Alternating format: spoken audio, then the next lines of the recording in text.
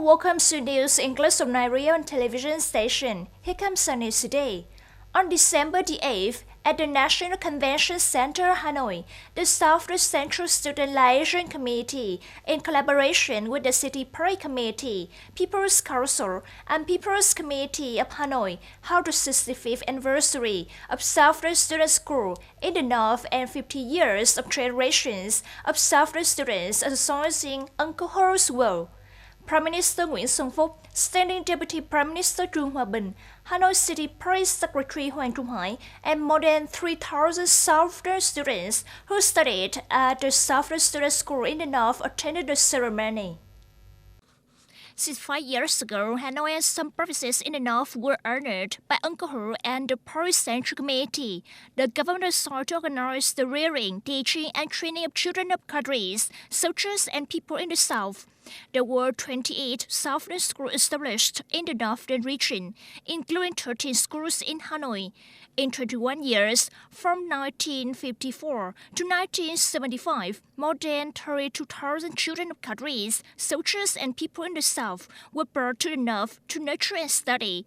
Speaking at the meeting, Prime Minister Nguyễn Xuân Phúc affirmed, "We are proud to be the class of people who have contributed to the serious and outstanding implementation of Uncle Ho's sacred will.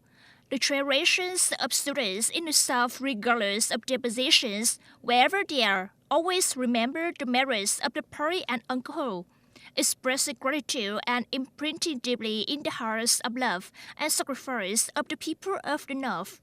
Over the past 65 years, since the Southern students set foot on the Northland, nearly 45 years from the day of the complete liberation of the South, reunification of the country, up to now, it can be affirmed that the Southern Student School in the Northland is one of the successful educational models of our country's revolutionary education and training. It is also one of the precious quintessentials of our education.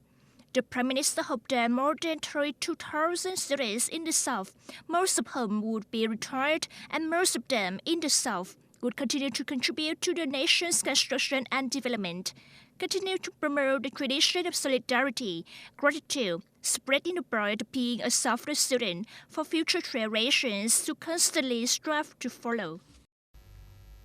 Recently, the Department of Competition and Consumer Protection, Ministry of Industry and Trade, has received many complaints regarding online loan transactions.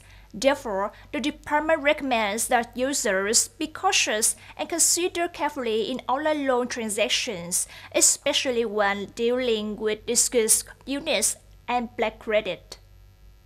Specifically, consumers should choose a service provider that fully displays information about company name, business ID, address, for its website application, must clearly disclose the information protection policy, contract form, fee schedule, clearly define the responsibilities of the subjects participating in the transaction. The size that the business unit is unclear, potentially infringing upon the interests of consumers.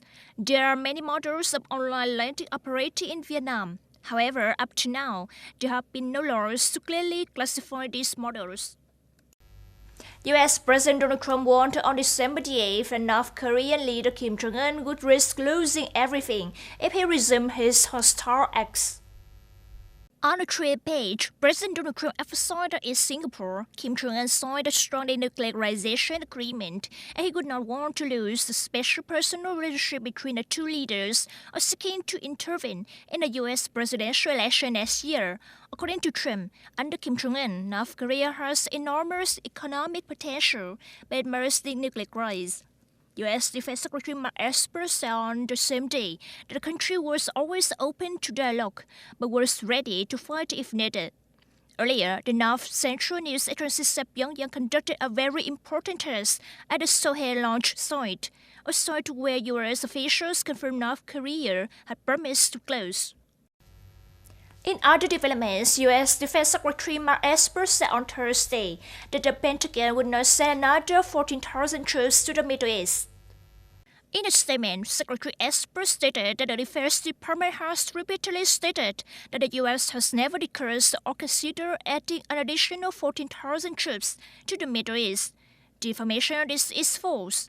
This announcement came after Senator Charles Hawley asked Secretary Esper to announce the Pentagon's plan to increase U.S. forces in the Middle East.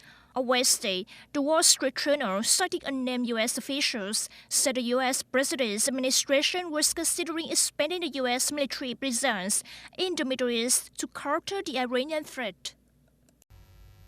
That's all for the news English for today. Thanks for joining us, and goodbye.